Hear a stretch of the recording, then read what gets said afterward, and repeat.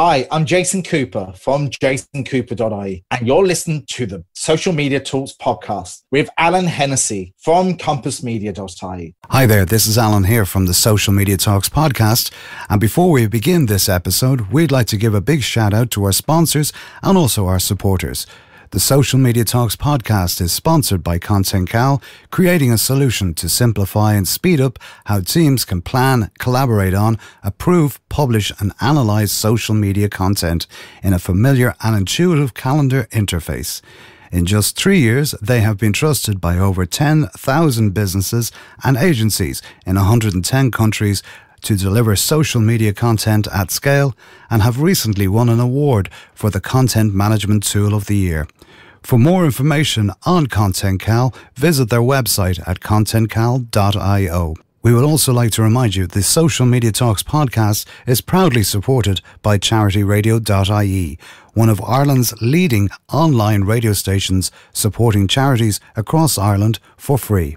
And now, this week's episode. Welcome to Social Media Talks podcasts, brought to you by compassmedia.ie.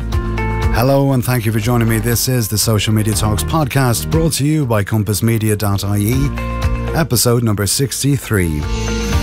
I'm your host, Alan Hennessy, and this is the podcast to help business owners who want to learn more about social media marketing. And if you'd like to listen to any of our previous podcasts, you can log on to our website at compassmedia.ie/resources. You can also visit our Facebook page by logging on to facebook.com/social media talks. And on our Facebook page, you can find our weekly show on Facebook Live, where we talk about digital marketing and social media marketing with myself, Alan Hennessy, and Trevor Lorkins, the digital alchemist. So join us every Monday night between 8 and 8:30 for our live social media talk show. You can also join our Facebook group by logging on to facebook.com/groups/social media talks. And we're looking forward to today's show. Today I'm going to be joined by Jason Cooper. And Jason is an advanced mind and business and sales coach and uses tools and techniques of NLP, neuroscience, psychology and other tools to process and help people and teams achieve success. He has over 20 years of sales and marketing experience, from large multinationals to small aggressive online tech startups. And Jason specializes in business sales skills, developing within the IT, retail, finance, export and manufacturing industries. Jason has achieved consistent success, resulting in marked increases in productivity levels, in sales targets and enhanced communication skills sets. He is also an advanced staff motivator and performance and presentation skills expert as well. Jason delivers exceptional growth through his unique programs based on neuroscience, using neuroselling for sales teams and neurocoaching for managers and coaches. This is based on how the brain works and the impact on a person's neurology to help them improve and understand clients in a more effective way.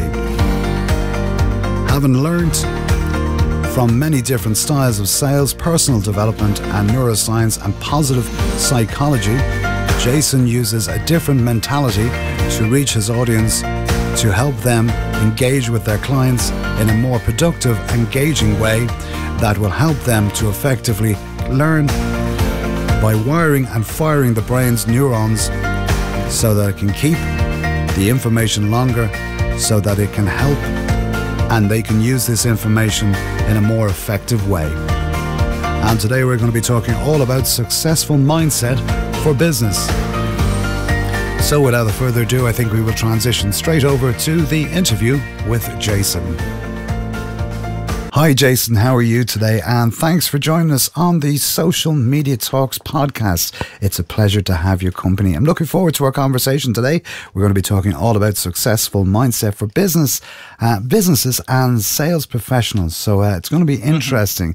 So how are you today? I'm very good indeed. Thank you. I've had a fantastic day so far. Must appreciate you doing this today, and I'm really, really looking forward to it. I've been excited all week for this. Well, we have been to as well. So before we start, I think you can give yourself a little introduction. We've given you a brief introduction at the start of the show, but maybe you can give us a little bit more detail about yourself before we get stuck into our chosen topic today. Thank you. Well, first of all is I've chosen jasoncooper.ie. I've also thought about, I've been thinking forever and a day about a sort of a tagline for myself, but now I've finally come up with one which I think is quite special, which is called Service Your Mind. Love it. Because the stuff that I'm really into and really keen to is helping people develop and find out about their success within business and within sales.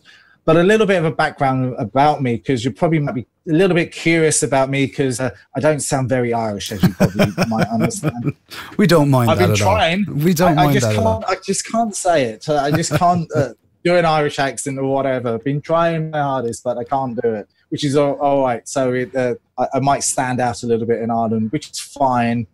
So I've been in Ireland for about 14 years now. So I was lucky enough when I was living in London to meet a beautiful Irish lady, which she dragged me over here kicking and screaming. I didn't want to do it. No, I moved over here. When I first moved over here, I transferred from the company that I was working with, and I was working up in Northern Ireland. That's the only place that they can place me.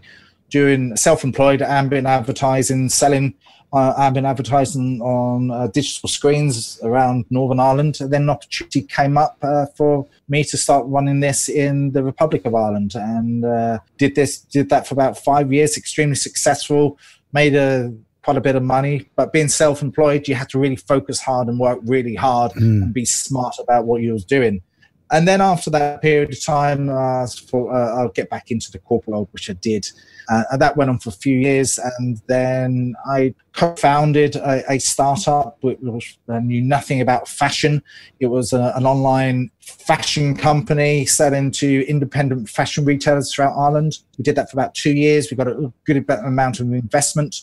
There was a few challenges along the way, because Ireland is probably not known as the fashion capital of Europe. So we had a few challenges along the way, and more to do with education, with online more than anything else. But, it was a learning curve. Also co-founded a award ceremony with Twitter, which was, we went to Twitter and said, we've got a fantastic idea.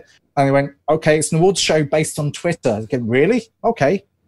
Build it and we'll get associated with it. And we went, okay, build it and we will come. And we went, right, okay. So we went to WHPR and said, fantastic idea, we can do this. And they went, yep, we'll jump on board with it. All we want to do is we support you, but we're not going to pay any money for it. I was going, really? Okay, no, fantastic. You can come on board. And then we got some really good sponsors for it, and we built it, and we got some good revenue behind it, and Twitter came on board, and we ran an award show for 2 years in a row. So that was incredible. So over the last 20 years, I sort of carved my way into sales and marketing as well along the way, and being a bit of an entrepreneur. But 4 or 5 years ago, I started and read loads and loads of books about how to develop myself further, because we all go through challenging times where we just want to do better. And I felt myself getting a little bit stuck in a few areas where I just started to review, and I needed to review myself. Maybe it's middle-age crisis, I don't know. We all go through that, I don't know. But I just wanted to develop, and I knew that I needed to improve my communication skills. There's lots of fear barriers that I needed to go push myself through, articulating myself in a more productive way internally as well as externally, and making my physiology a little bit better, and my confidence levels. As much as speaking to me even 20 years ago, you think, oh, Jason's really confident. But, how can I push my own personal barriers and make myself even more comfortable, but also by giving back to people as well, because everything I think is mutually beneficial. You give and the world somehow magically gives back to you. So here I am today talking to you. So I've skipped over a lot of pieces, but I've spent a lot of time studying, refined myself by servicing my mind, and now I can service other people's minds by being more effective with sales skills, and that type of thing. But I want to come at it from a different point of view. And I'll tell you the reasons why is carving my niche in life is to do it from more of a neurology, neuroscience, and the study of behavior point of view, as opposed to, oh, you need to do this, you need to do that, you need to do that. But coming at from a different angle, if you know what I mean. Yeah, and I think that's very important as well. Like, and I'm just picking up on a few of the things that you've said there, where you've been in the sales and marketing, you've done the all the advertising, you've done all that type of work, where you have an experience in that side of it. And I think now where you're dealing with it, and I know I've spoke to you before prior to the podcast, and we've often spoke about it, is that now that you actually go into companies and you teach business professionals as well how to create sales and how to create better opportunities for themselves, as much as for the business, but as also for themselves. And with that mindset, I think that is vitally important in today's market, and what we do and what we say and how we do it. And, the world has become so busy, and we've become so busy in what we're trying to do. We're all pushing to get in front of the next person or whatever. But I think when you look at what you're talking about there is I think you has to start, as you say, internally as opposed to externally. So I think that's probably, it's a key point of sales. And I think that's a niche market that you're in more so than anything I've known. And that's why I wanted more so to get you on the podcast, because you can help us understand a little bit more about how we approach this. So that would probably be the first part of it. So where should we start with this process? Well, let's start out by reaching out to people. There's multitudes of different ways of reaching out. What I like is networking. Networking is a really key factor within reaching out to people and finding out, getting in front of your next potential client, next potential customer. But it's got to be done in a really authentic way. And what I mean by, I've been to loads of networking, there's really good ways of doing it and really bad ways of doing it. The wrong ways of doing it is go to a networking event, not to plan, just turn up with a whole bunch of business cards, and then going up to he or you and going, hi, my name's Jason, here's a business card. Yeah. What has that benefited anyone? What you're doing is just fly dropping. And to be honest, that doesn't actually benefit anyone. No. The right way of doing it, and the great and wonderful way of doing it, is me come up to you, go, hey Alan, how you doing? And then you just do small talk for a little bit. So, I'd love to find out what you do. What do you actually do? And find out about the person, interact with the person, find out what they do, and talk about the weather, talk about something. Have something in common, something that is relevant to us both. Don't hand a business card straight away, because that's the wrong approach. But build rapport with that person. Find out if there anything that I can do to help you or connect with you to something else, to someone else or another business or whatever else.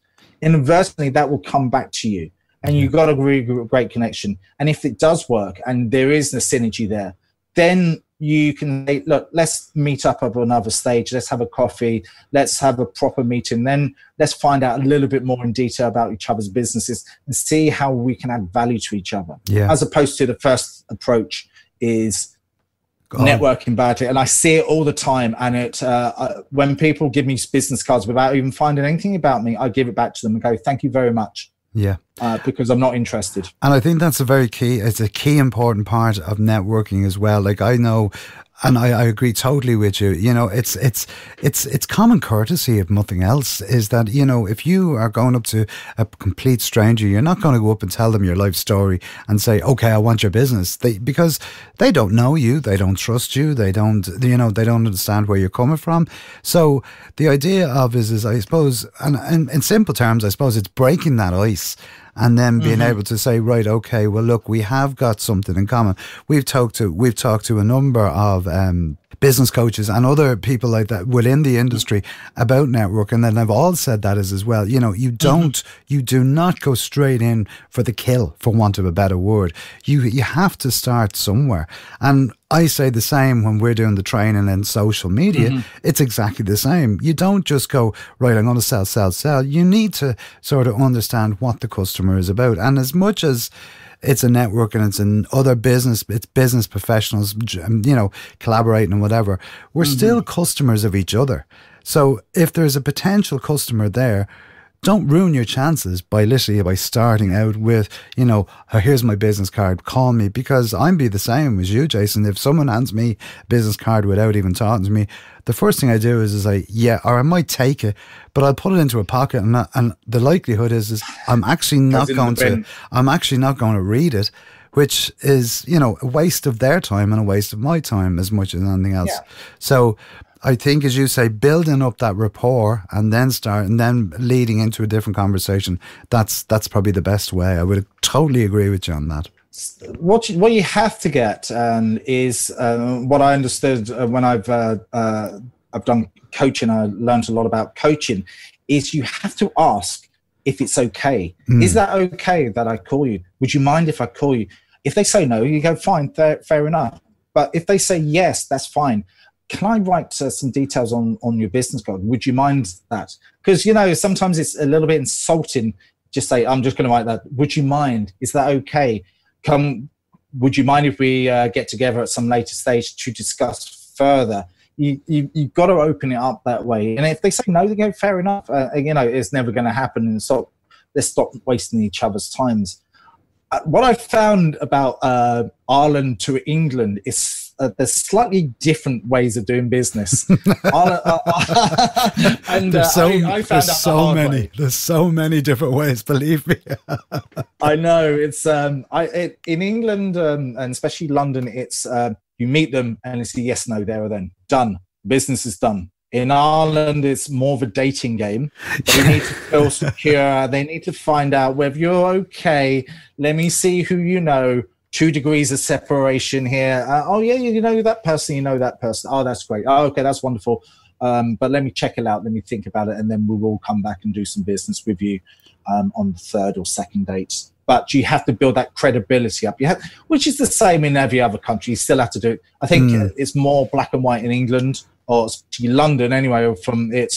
You go in there, you can do the deal if they like you, and they give you yes and no on the day.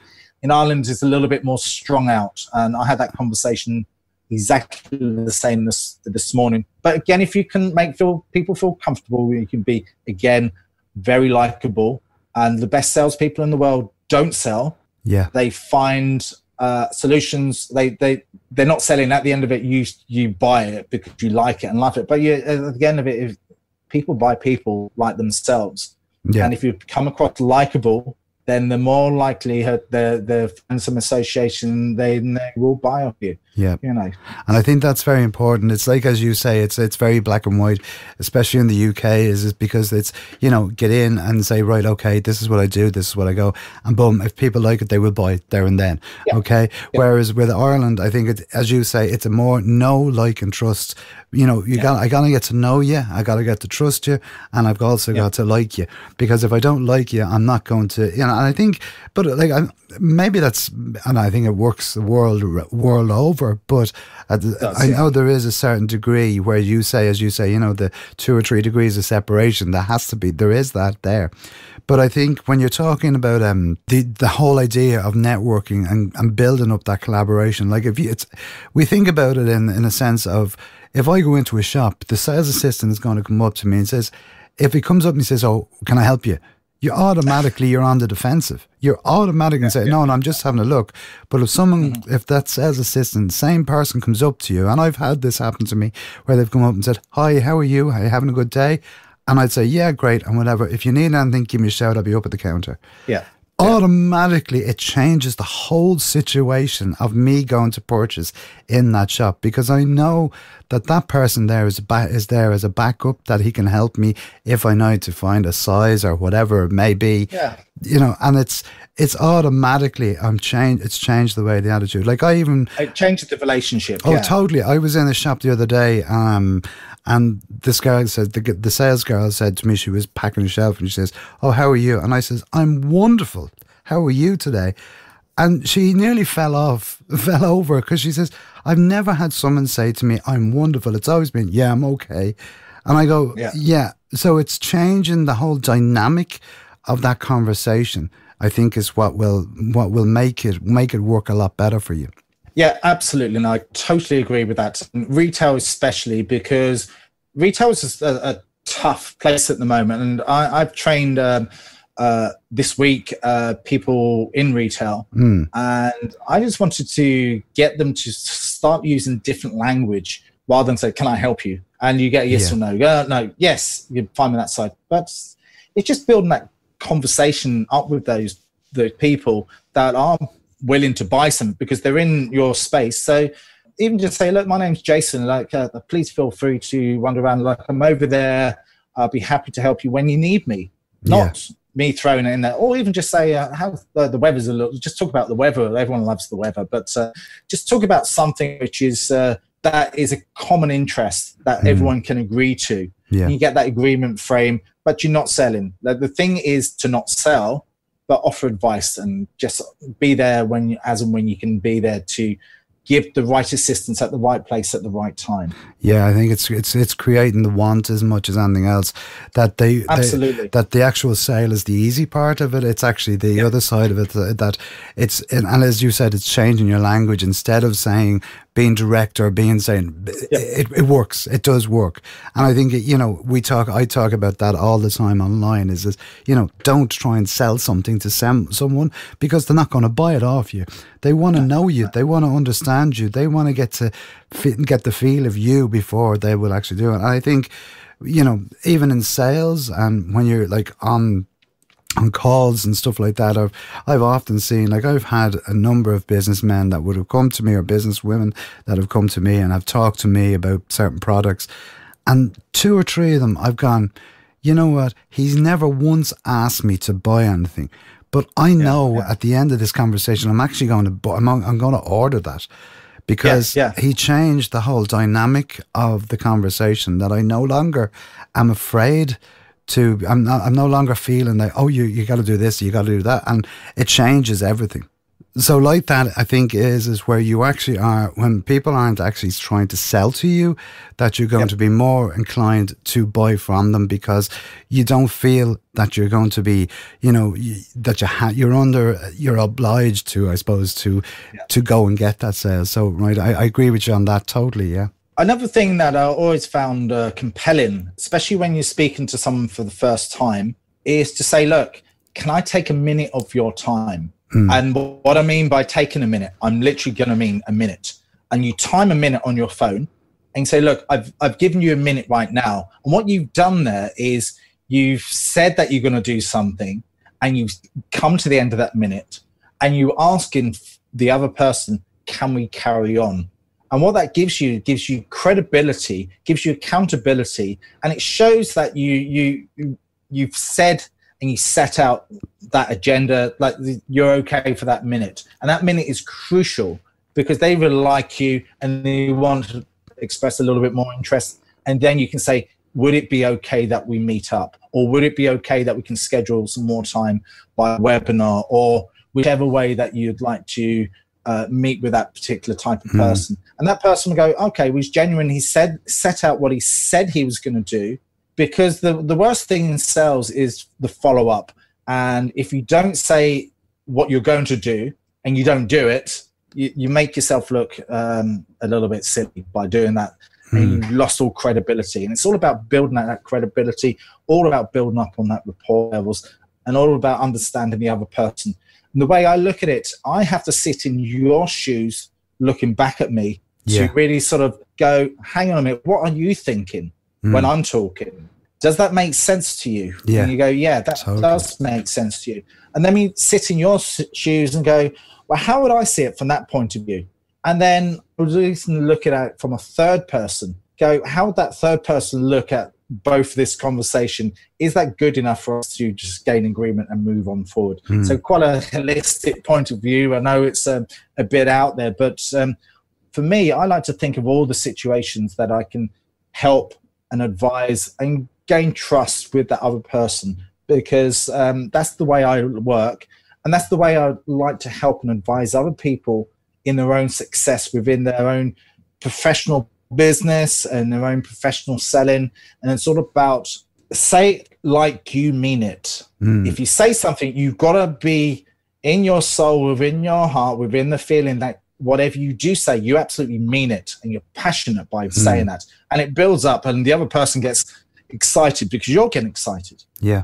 I think that's, I agree with you. And like going back to just the point that you touched on there about, you know, asking the permission to talk for that minute or whatever.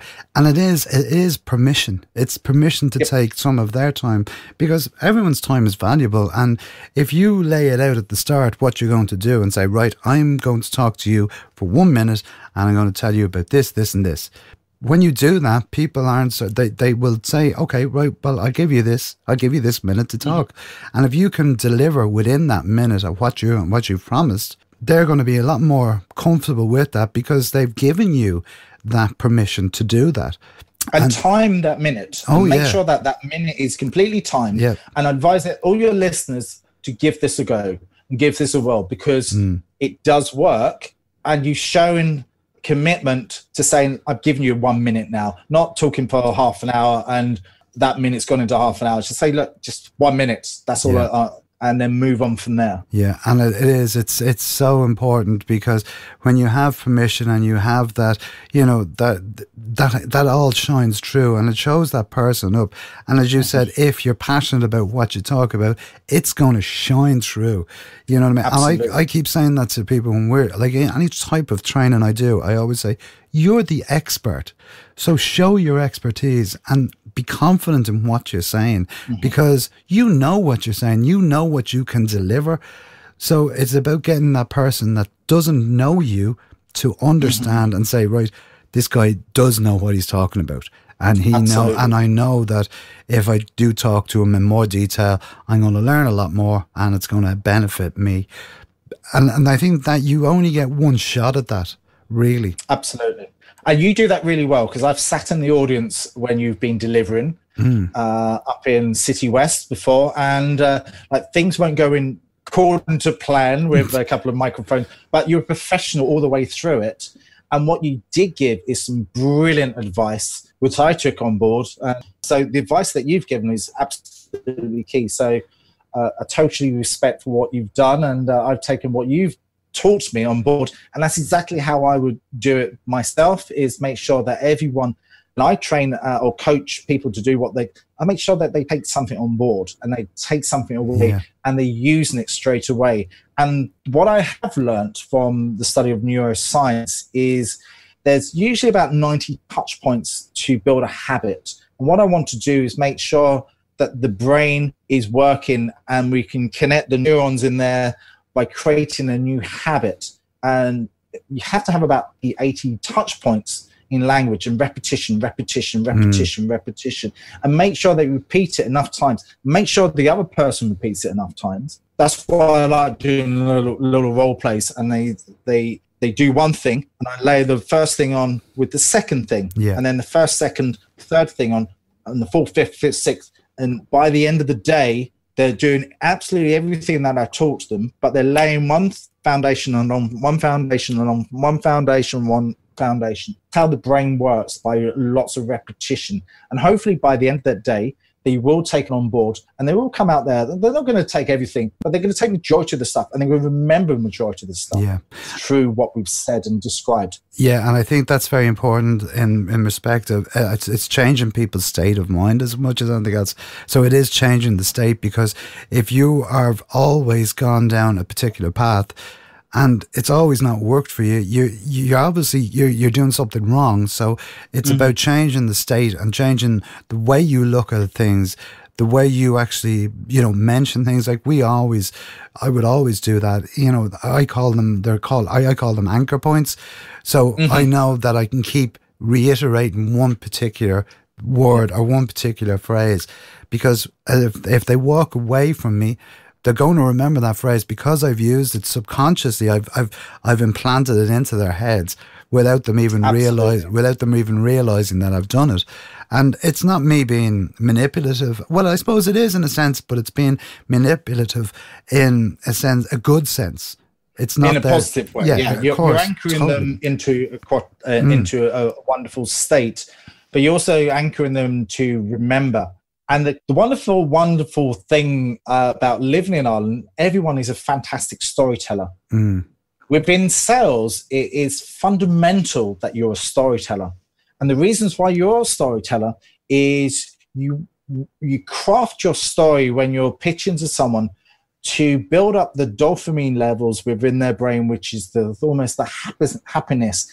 And then you want to go down to where the business and what you were doing was challenging, but what you did was overcome those challenges. And what we did to overcome these challenges, we did this. And at the end of it, and at the end of results, we got a really happy customer that comes back to us again and again and again.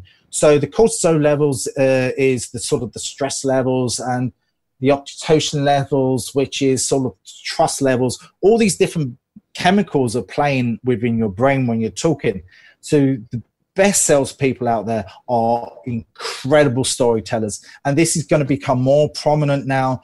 Within a lot more people are going to be talking about stories and the power and the impact of the way you craft your story, but the way you craft your business story or the way you craft your sales story, so that the other person can see you're a little bit vulnerable here, but you're vulnerable because we've been through the struggles, we've had those challenges. And what actually happened is, though that customer had the same challenges as us, but what we did is we did X and Y and Z to overcome. Now that company or that person or whatever is an advocate of what we do. Now they're selling for us, which is the special thing what we can offer. That's one of the things that I love to do with people and businesses. And storytelling is so powerful, because if you can put yourself in someone else's shoes and they resonate with that and they understand it, they go, wow, and they get it, because they get it that quicker than me saying to you, this product does A, B, and C, or this service does A, B, and C. But if I say to you, this is going to relieve an hour of your day every day.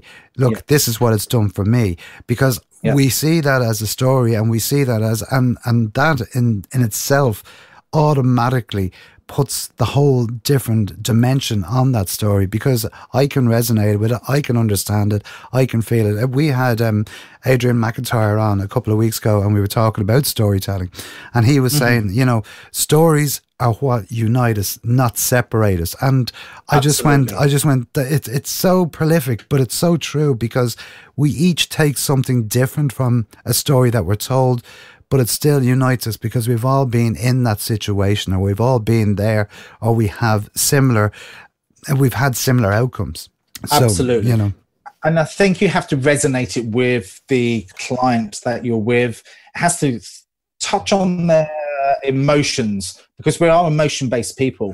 We feel, and selling is a feeling-based.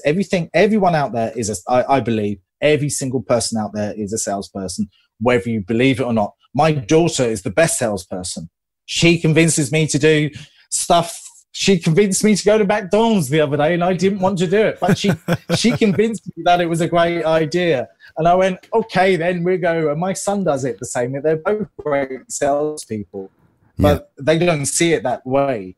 My wife is a great salesperson. She convinces me to buy stuff that I don't necessarily want to buy.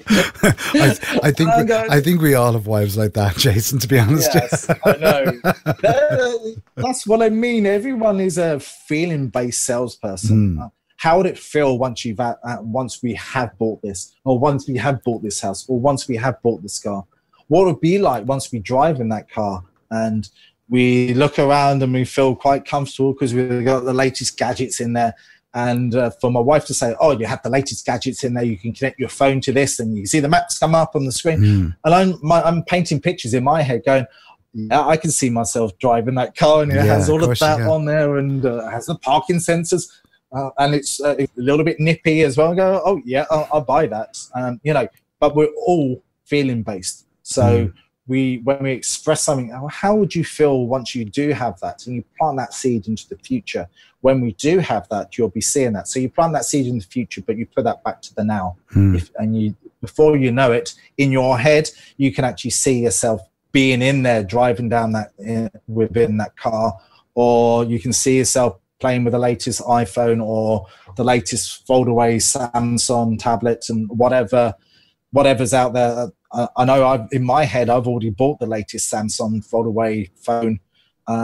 I mean, it hasn't even been released yet. And I think that's the thing. Like we've done work for a particular client, and they were an investment company. And when we were putting their social strategy and we were putting the campaign together, what we done was, instead of us we could have used graphs, and we could have used money, and we could have used all of these, wonderful things that that work with investments type of things. So. They were all saying, well, that's what we wanted. And I went, no. And what we done was we actually put in one of the particular posts, we used a red Ferrari in the graphic. And we just says, could you see yourself driving one of these? And if you invest this certain amount of money every month, you could be driving one of these. So what you were doing is you were toying with people's emotions. You were actually... And that's the way marketing has worked for the last 100 years. We've always worked that way. But at the end of the day, and then the serious point here is that it's up to that customer to whether they want it or not. It's not up to you. As marketeers and as business people, we all the time are saying, right, well, this is what we should be doing. When in actual fact, the way the world has changed, it has changed in a dramatic sense. I'm currently reading Mark Schaefer's book, Marketing Rebellion, and it is absolutely incredible. I couldn't put it down. I actually picked it up 2 days ago, and I'm more or less finished it. It's just from what he says in it, and he states that very muchly about, the customers are now in control. We're no longer in the ones in control. The customer is the advocate. They are going to sell the product. They are going to buy from you if they want to. So it's changed the whole dynamic of marketing, and it's just a revelation. And I really, really, I can't. I know I'll be talking to him on the podcast in a couple of weeks, so I'm really looking forward to that. And we're going to be talking all about the book. But if you haven't heard of the book yet, it's called Marketing Rebellion, and it's from Mark Schaefer. It's well worth a read. It's well worth having a look at him. He's wrote some fantastic books. But sorry, I went off kilter there, to be honest. I was like, what I was saying is the fact that we are built on emotions. Everything we do is an emotion. So if we can tap into that, it's going to make the job so much easier for us to do. Of course. And everything that we do now, and you're in that space of marketing and social media, and it's all about the content that you produce. It's all about that feeling that you can get within the other person, and how you can describe and explain things in a really good positive light. And then it's down to the individual to make the idea that it is a right move to buy that purchase, or to purchase that product, service, or whatever it might be. I think now sales is still selling. It's feeling based. There's a lot of SaaS based selling now, which online selling now. So software as service is key. At the end of it, it's online selling. You use a lot of social selling, and you do a lot of interactivity via webinars, like content creation. And then hopefully at the end of it, you get to speak with someone. Yeah. Personally, I still feel I love the interaction of actually physically meeting the person, because you can build up the relationship with that person. You see it, you shake hands, you can actually, I like that way. And hopefully at the end of it, a lot of sales will come back round to that. I know it's all fragmented. into lots of different ways. You get inside sales, outside sales, you get technical sales, you get this type, and the other pre-sales is the salesperson that goes out, and then you get the other salesperson in another specialist part of the process. You get short-term sales, which is like you go in and see the customer and you get the decision on the day. You get 3 months, you get 6 months, you get 2 years cycle sales. So, but at the end of the day, it's rapport building and getting to know the other person. It is like dating. Yeah, and I always say that, especially when it comes to social media, that you're never ever going to sell anything on social media, guys. And if you think you are, you're going down the wrong road, because what social media is, especially with social media, is it's 2 words. It's social and it's media. So it's a way of being social with your customers, or being social with your friends, or whatever it is. And the format is the media, and that's exactly what it is. And it's the platforms that we use. But where you're saying there with regards to, physically sitting down with someone and talking to them, I totally agree with that, because I see social media as a way of meeting, of opening the doors, of, giving yourself that visibility online, being able to say, okay, right, I'm here, this is what I do. And then you start interacting with people and building that relationship. Then you take it offline. You direct it offline. Because when you start directing it offline and you meet that person face to face, now you have a much better opportunity of them actually getting to know you and to understand what it is, and trust, and that know, like, and trust again. And then what I always say to people, and this is the part that a lot of people don't follow up on, is bring it back online. Because when we bring it back online, what we're doing is we have already spoken to that person in the physical being. And now what we do is we don't see that person for 2 or 3 months or whatever it may be. We still are able to watch what they're doing online and say, okay, and that's not being voyeurism. It's the fact that then when you do meet that person the next time, that you can say, oh, well, Jason, I see that you were in McDonald's with your son and daughter last week. How did that go for you? And you feel that connection is still there, because you still know that I'm talking to you, and that I'm still involved in your life as much as anything else. So when you do that, that is sort of the key to all of this, as much as anything else, is to making sure that when you start building that relationship, that relationship carries on offline and online as well, because then it becomes a lot more solid.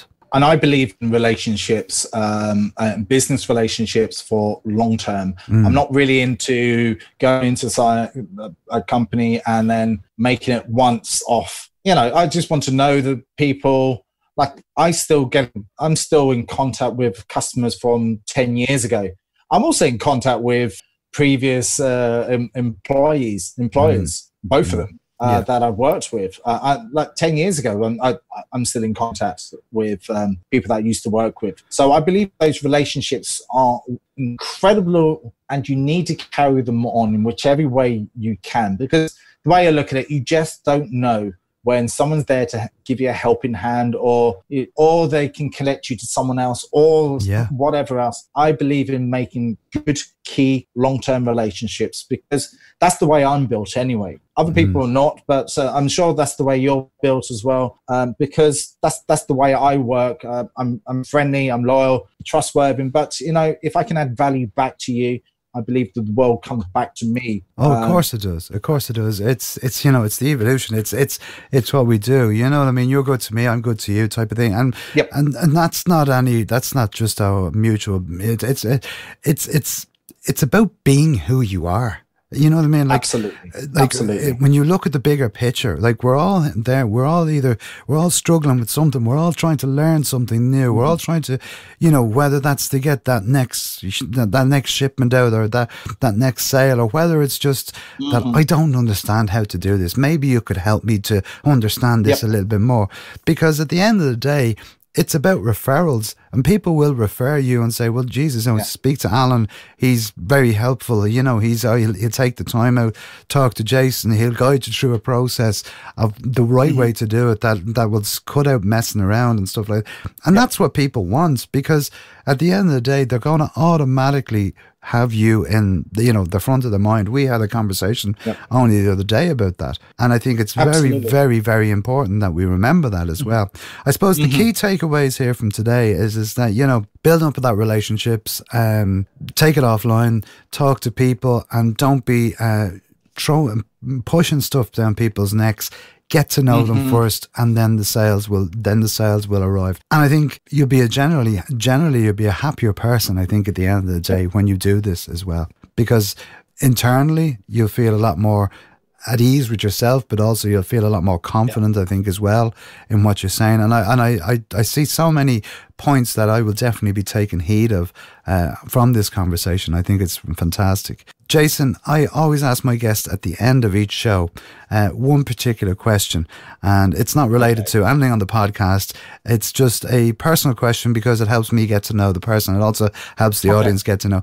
So the question I ask you is if you had the chance to invite someone to dinner, whether it be past or present, who would it be and why? I would invite my grandfather back and to have a sit-down conversation with him and find out a little bit more about his life. And I put him down as one of my inner coaches, and I'd love to find out a little bit more about the times that he had when he was younger and what he did as a younger person, so he can give me advice back to me in my present life. Very, very good. And you're not the first person that has mentioned the grandparents on the podcast, because it seems to be quite a, I think we learn so much from, our parents, our family and stuff like that, and our grandparents and stuff like that, that will shine through in what we do and what we say as well. So, that'll be a very interesting conversation. I'm sure it would. Yeah, that would probably touch me as well. A lot of great, wonderful stories that he used to tell me as a youngster, and a lot of stuff that he's given me personally, which has, I find as a personal treasure. And he was a salesperson as well. He used to go around to sell to farmers, and he used to tell me some interesting stories that and how we used to overcome that. And he was a very friendly, endearing sort of person, very funny, and people loved him. So if I could take some key characteristics of that, which I think I've got some of them, but I'd love to know what exactly he did and the funny stories that he told, and take that on board. Brilliant stuff. Jason, it's been an absolute pleasure. How can people reach out to you if they want to get in contact with you? I'm on all over social media. Twitter, Jason A. Cooper. Instagram, Jason A. Cooper. Email jasoncooper@jasoncooper.ie. I'm going to revamp my website with Service Your Mind on there, and I'm going to include a lot of videos on there and structural videos that I'm going to give away. And I'm on LinkedIn. You'll find me all over LinkedIn. So just have a search for Jason Cooper on there, and just do a Google search for me, and you'll find me. Brilliant. I was just about to say that's probably the best way to do it is to go to Google and just type in Jason Cooper, and you're gonna find all the social media links there, and all of the website as well. Brilliant stuff. But it's been an absolute pleasure, and I really, really appreciate that from this podcast. And I hope it's going to be of some value to people. And if they'd like to reach out to me, I'm more than happy to have a conversation with people. Brilliant stuff. And of course, if you are listening to this on the replay, and you probably are, you can also jump onto our Facebook page at the Social Media Talks Facebook page for Social Media Talks IRE, where you can find bonus content from Jason, some fantastic tips which are in and you can see the video of it, which is even better. So you can actually watch us live on screen as well doing it. So guys, as I said, jump on to our Facebook page at Social Media Talks IRE, the private, and as to become a member of the private group, and you'll find the bonus content in the private members section. Okay, so Jason, it's been an absolute pleasure talking to you. We wish you continued success in the future, and we will talk to you soon. So thanks a lot, and talk to you soon. Bye bye. All right, bye bye. So my thanks to Jason for coming on the podcast today and sharing with us some fantastic tips and tricks and insights as to how we can be more successful and have a better mindset for business and sales. And if you want to find out more about Jason, all you have to do is log on to his website at jasoncooper.com, and you can also find him across all of the social media platforms as well. So once again, as I said, thanks to Jason for coming on the podcast today and talking to us.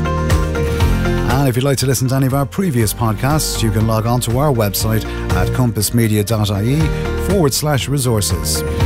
And all of our podcasts are also available on Mixcloud, Stitcher Radio, Google Play, Spotify and Apple Podcasts. And if you are on Apple Podcasts, we will be delighted and thrilled if you would leave us a rating and review, as we always are delighted to receive your feedback on the podcasts. You can also subscribe to the Social Media Talks podcast there as well, so you never miss an episode. And if you'd like the show notes for this episode or for any of the other previous episodes, please log on to our website at compassmedia.ie/show notes. And if you'd like to be a guest on the podcast, please do get in contact with us. All you have to do is email us at smtalks@compassmedia.ie. And if you want to find out about more of the services that Compass Media provide, you can log on to our website and find out all the details on what we can help you achieve with your business through social media marketing, training and podcast services. You can also reach out to us and connect with us on the usual social media platforms as well. And if you want to contact me directly, all you can do is find us on the social media platforms by searching for Alan Hennessy or for Compass Media. That's about enough for today.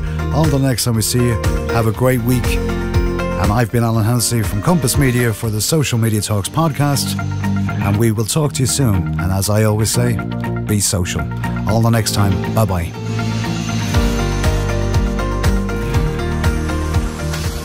Social Media Talks podcast is a production from compassmedia.ie.